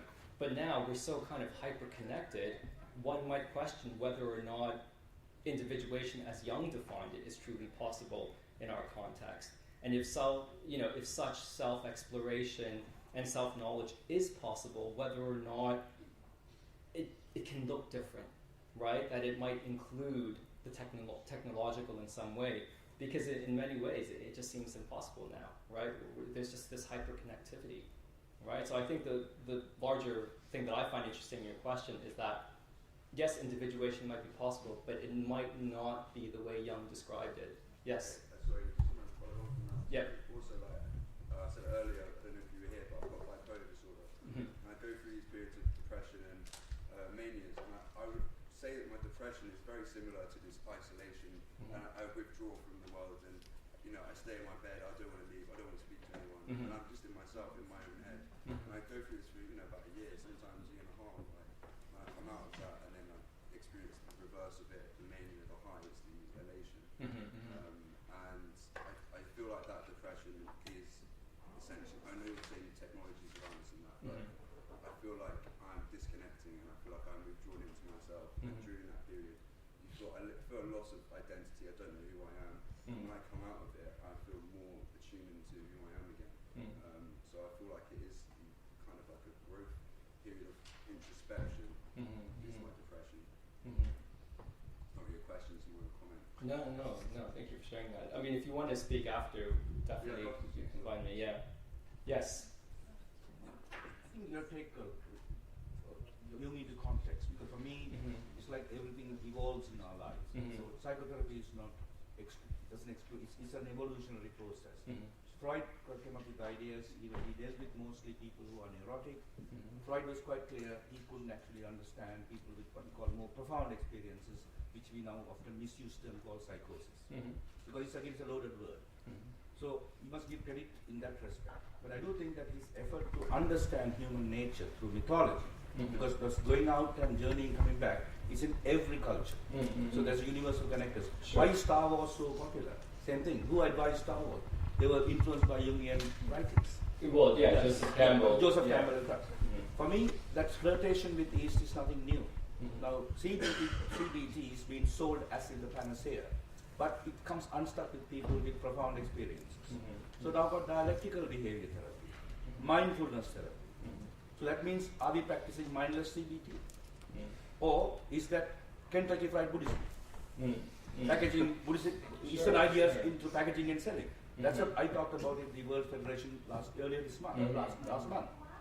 That we are in a consumer society, we are packaging and selling, and Sure. even Eastern philosophy is no exception. Sure. I mean, one question that certainly arises within the talking therapies is that less people are seeking out therapy, right? Because in essence, it's different from what CBT offers. I mean, analysis. I disagree. Yeah. CBT is another prescription. Mhm. Somebody telling you how to think and how to rationalize. Sure, sure. So it's again from experiential. So that's a paradox. You see, the dialogue is about able to have an experience, because that's what the thing academic philosophy talks about: thesis, antithesis leading to synthesis. We are no longer allowed to do that. Right. So in a regulated society, evidence-based society, freedom of thought is heresy. Sure. Freedom of action is blasphemy. Sure. So I think what I was trying to say is that Jung's position, especially I guess with the talking therapies, I mean, if you look at it, there have been studies now that have tried to show the efficacy of Jungian analysis, and perhaps that is a consequence of the more kind of scientific evidence framework that we find ourselves in. But essentially, you have to look at what the goal of therapy actually is. So within, Jungian analysis and even Freudian analysis, it is potentially a lifelong journey, right? You have periods where you're in therapy, where periods you withdraw from therapy, and there might be times that you actually go back in. So if you kind of use the scientific method to confine it, i.e., can within 10 sessions we see a difference? Well, you're not going to see that with Jungian therapy and Freudian therapy, and that's why it's been relegated from the NHS to a large extent, right? Now you have these therapies like CBT, which I don't think are not useful. I think they do serve a purpose, but if if as a consequence people are coming back for more referrals, more than the 5 sessions or 10 sessions, whatever it is, then you have to ask whether or not this is actually the most cost-effective way of being. Because in essence, it might be allowing one to engage with an immediate problem, but it might not be speaking to the larger themes, which I think Jung would basically say is disenchantment, right? A disenchantment that perhaps has its roots both in the personal and collective unconscious, both in our personal experiences, but also the more kind of existential and larger concerns that we all share as humanity. One thing we ask within the Jungian community is whether or not there can be a Jungian version of short-term therapy, and it really seems to just come into conflict, because in essence, the epistemology is absolutely different, right? It's not about the short-term efficacy, but you also have to see therapy as a business, because that is the shadow side of it. Therapists have to make a living, right? And, if they're not making a living, you have to perhaps find ways to kind of facilitate, individual subsistence, if you will, right? So it's definitely a loaded debate. Yes? I remember reading about how Jung criticised Freud for having sort of certain character flaws that just meant that Freud couldn't see clearly where he was wrong and all that kind of stuff. Sure. What do you think the equivalent of that is for Jung in terms of character flaws and kind of? Yeah, I mean, in the history of psychoanalysis, the way that they begin to attack each other is saying that you're nuts, right? And it really boils down back to that relationship with Freud and Jung, that there was so much invested in the relationship that when it actually ended, it was absolutely devastating. Freud retaliates, right, with his history of the psychoanalytic movement, which basically marginalizes Jung. And then, in essence, what arises, based on the prerogative of Ernest Jones, is the secret committee. Does anyone know this stuff? I mean, the Freudians not admit that that's a fallacy. Does anyone know about the secret committee? So basically, it's Freud's closest followers brought together to protect Freud, to forward an orthodox understanding of psychoanalysis, but also to attack anyone who would betray that. And symbolically, what Freud gives to each individual member is a signet ring, right? So this is the personification of Lord of the Rings, right? And Freud has the one ring that controls them all. So there is certainly something mythical, but I think my point is that, in the history of psychoanalysis itself, they're always trying to set off with each other. Now, depending on what you read in terms of Jung on Freud, if it's aimed at a more public audience, you'll actually be quite appreciative of Freud, right? And his critique of Freud will always be framed within a kind of gentler approach. But if you read texts that were intended for the scientific community, that were intended for his followers, he just goes for it. And essentially, he sets Freud up as a straw man, that Freud believes this, right? But I do this. Freud's notion of the unconscious, it only goes so far as my notion of the personal unconscious. I go one better. I go to the collective unconscious. So in essence, he is using Freud as a straw man in this kind of argumentation. But essentially, that's what they were doing back then, right? Because you couldn't divorce, in many ways, the personal from the larger debates. Does that answer your question? Yeah, sort of. I mean, I was just interested in how I mean, given you know so much about Jung, whether you think Jung had certain flaws, Absolutely. or sort of insecurities and things like that, that just meant that you couldn't. I didn't, you know, like you were talking about with the meeting with the. Sure. I mean, I think, again, with MDR, he wanted a biography of him, warts and all.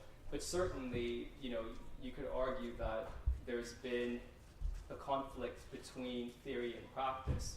Now, he was potentially an amazing analyst, but he did some questionable things as well. One patient was late once. What did he do? He got in a sailboat and went off.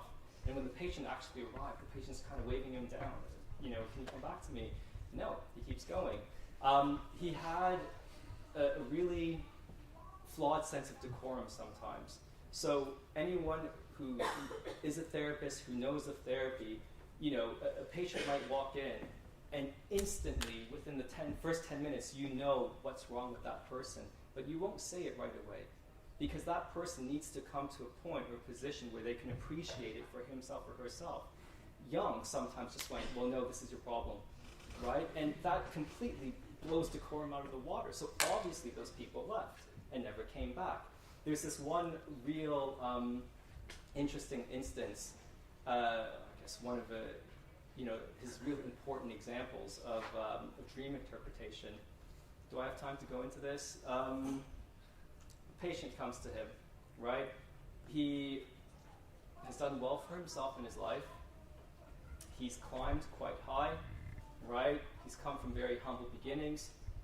The symptom that he comes to analysis for is mountain sickness. He feels queasy, right? It seems like there's been a change of altitude. He wants to get to the bottom of the symptoms, right? So there's a series of 3 dreams, right? And Jung was always about seeing things as part of a dream series rather than one big one.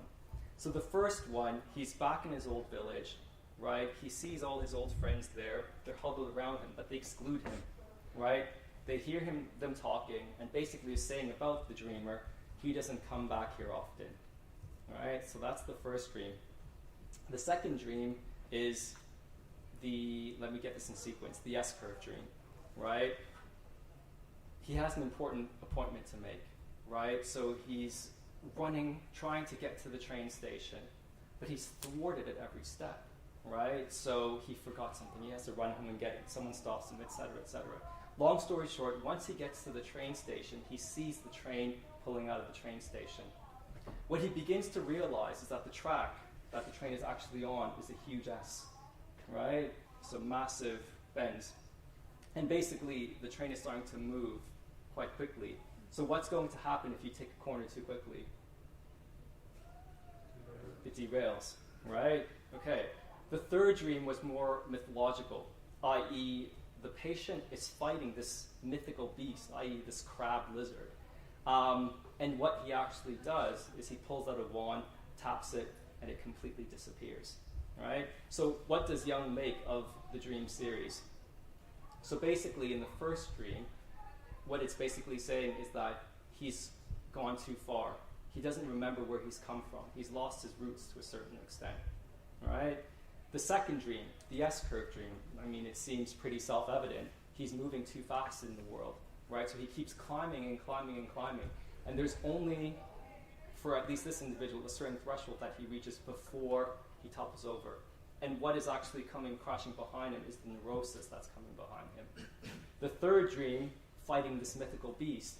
Usually in mythology, in the hero's journey, when you're fighting the beast, you're kind of proactive, right? It's fighting with the sword. And here he pulls out a wand and just magically tap, and it disappears.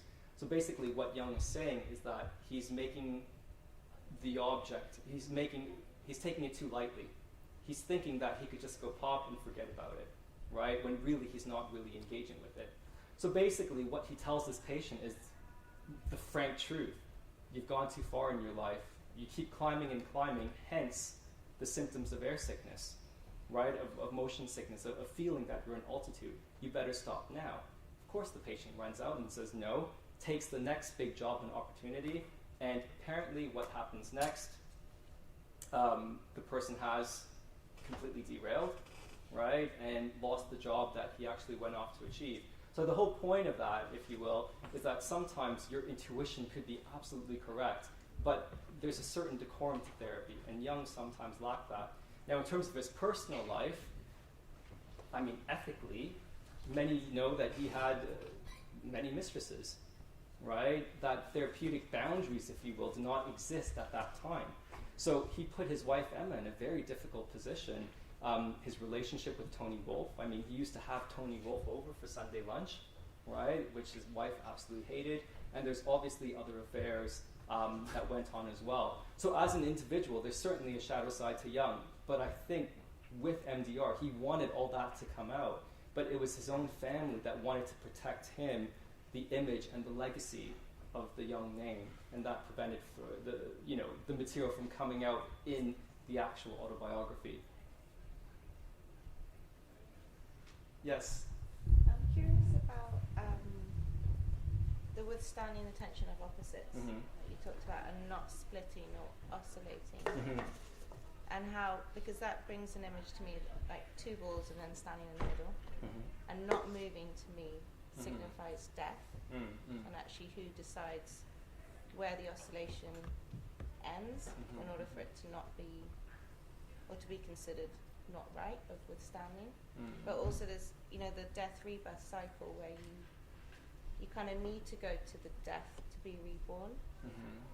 So I'm curious about how Jung's focus on maintaining the ego maybe denies the impulsive side, so it's an avoidance of something that might pull you one way, even if it's destructive, and how maybe by allowing that pull or that oscillation could then lead to the transformation rather than staying in the middle. I don't know if it's in the middle, but sure. I think it depends on the situation. Sometimes you need to act, sometimes you don't. But I think what Jung is really calling for is greater reflection. And that comes with a greater awareness of the unconscious and what actually triggers you. So if we look at an example, I mean, we've all had that boss, right? That boss that you absolutely hate. And there's a moment when you completely pop, right? You actually tell your boss exactly what you think. And later you regret, it felt good at the time, right? But now I'm regretting it. And what Jung is actually saying that, there are times when aggression can be healthy. But in that moment, if you realize the shadow side a bit more, right? If you were able to dialogue with it, to know what triggers you, perhaps at that point, rather than acting, you could stand and reflect for a second. To step outside that situation, ask yourself, is this something that the person is doing that's really pissing me off? Or is it enacting something in me, right? Is it possible for me at this particular point to hold my tongue, right? Because there's perhaps preservation that needs to occur by not acting out. So I think if anything, what Jung is saying is that there just has to be reflection, that sometimes that kind of movement forward, it is necessary. I mean, particularly with the post-Jungians who are thinking about, activism, being proactive in the world, not just kind of sitting on the fence and waiting for things to play out by themselves. But at the same time, I think what's embedded in it is just the need for just greater reflection, right? To pause and actually think of multiple points of view before jumping into any one thing. Yes? I would like to know, from your standpoint, what you think it is that Jung has most to contribute to life today or today's society. Wow, that's a big one. That's a big one. 10 words. 10 words or less. Wow, a tweet. I have to say it in the tweet.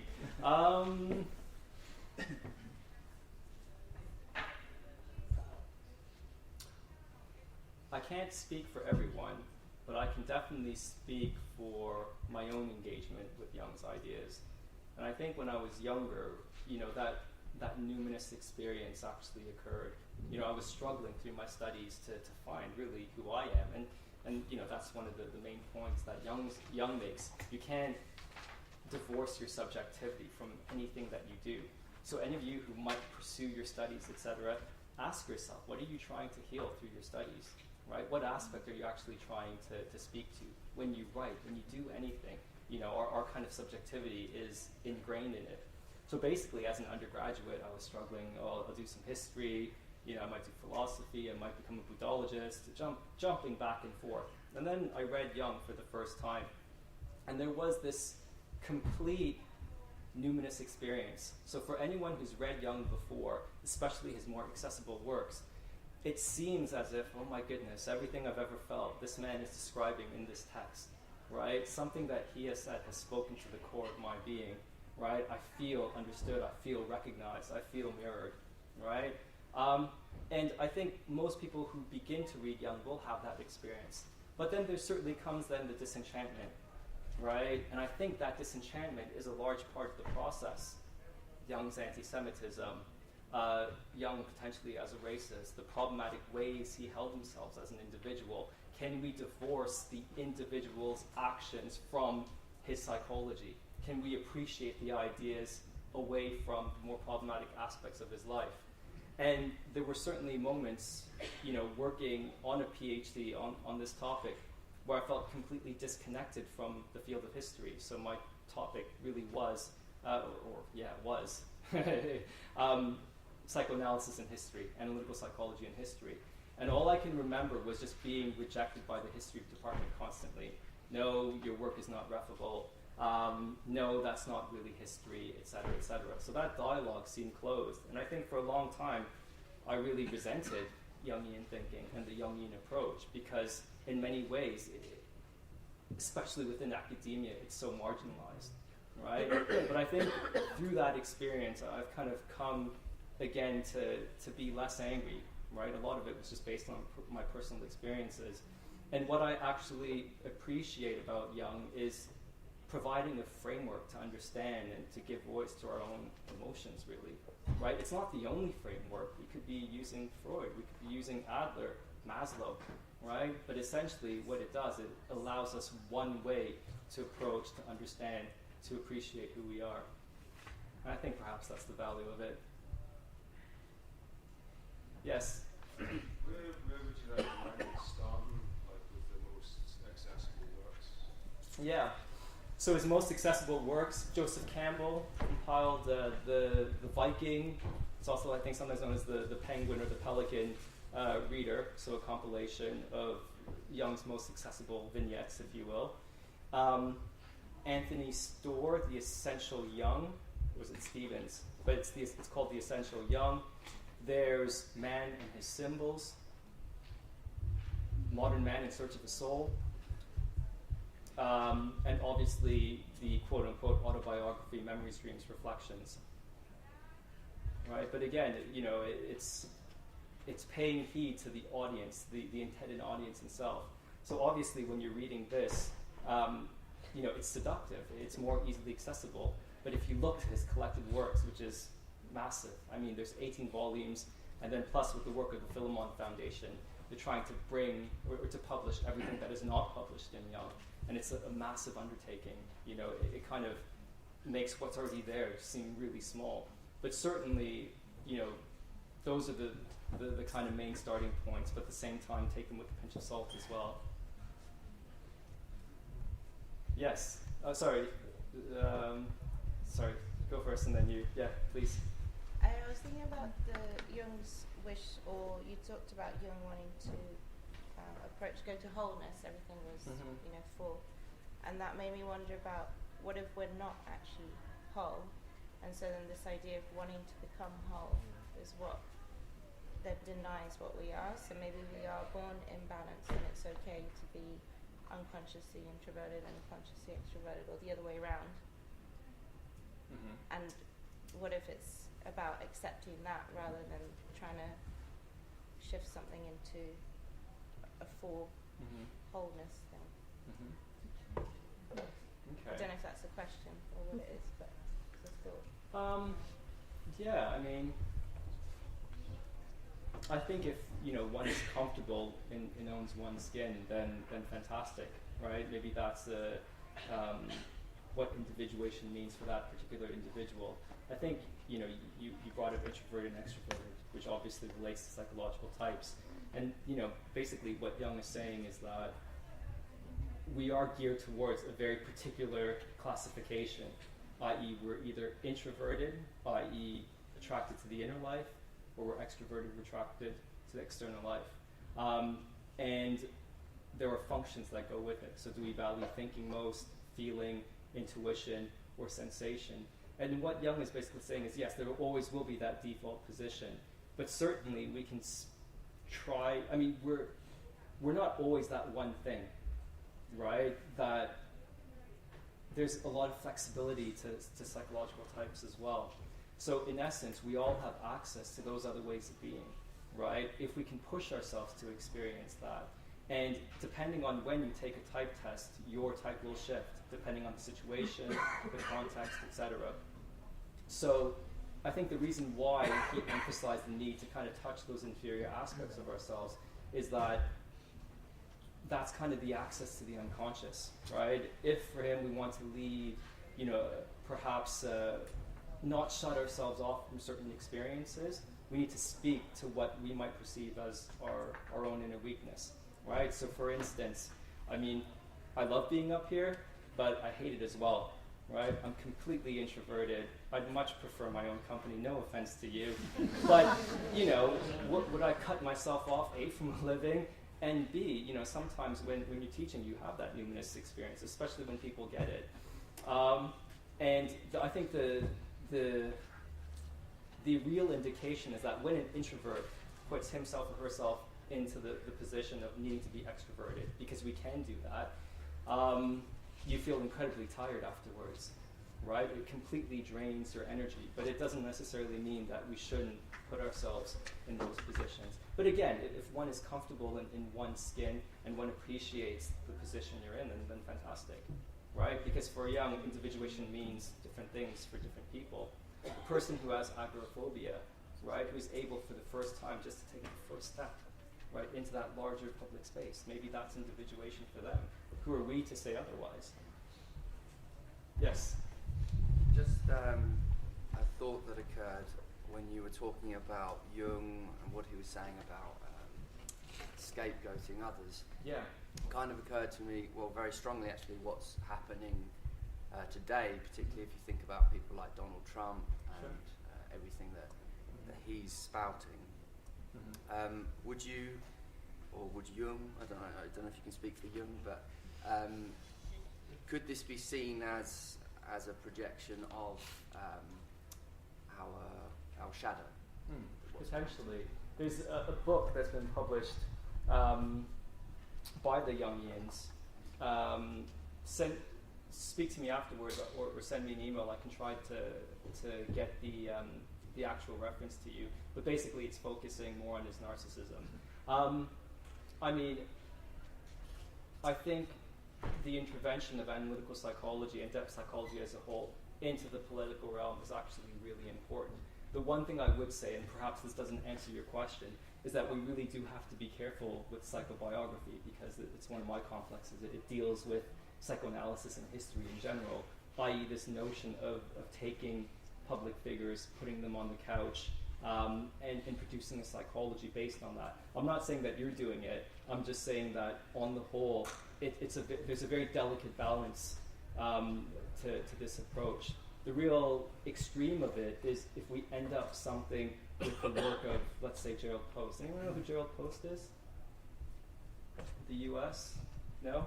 So basically, he is famous for working closely with the CIA to produce these psychological biographies of key leaders, right? So Osama bin Laden, Hitler, etc., etc. And the real problematic is that big decisions have been made based on these profiles that may not necessarily be the best encapsulation or reflection of a particular individual. So if you look within the context of therapy and Freudian therapy, what's most important, right? The counter-transference and the transference, right? That crucial relationship within the analytic setting is the basis for knowledge, okay? But when that doesn't happen, when you don't have that relationship, the transference and countertransference, how can we then begin to put someone on the couch and assume to have those insights on that particular individual character, right? Not to say that it's not helpful, but certainly there are kind of issues that we have to consider when we do that type of thing. But a lot of those books exist. I mean, Susan Rowland, one of our colleagues at Pacifica, has contributed a chapter. Tom Singer and his notion of the cultural complex is really engaging with this type of stuff as well. But I wrote a reply to Tom Singer, and he doesn't like me very much. So that kind of tells you the position that I'm at as opposed to others who are working in this. I mean, one thing I would say is that with psychobiography, you look at Freud, right? He's the father of psychobiography. Moses and monotheism, his analysis of Leonardo, etc. And actually he warned his early followers not to engage in wild psychoanalysis, right? And in essence, my position is that some of this kind of putting people on the couch without that other crucial knowledge, political figures, etc., we're kind of potentially leading ourselves down that path of wild psychoanalysis. A few more questions. Yes, we can then hear. Yeah. I was just wondering what you thought about where Jung currently resides in academia. Because I know when I was studying about 5 years ago, Yeah. BA and MA, there was a lot of resistance to Jung. Mm-hmm. My experience. Yeah, there is still a lot of resistance to Jung.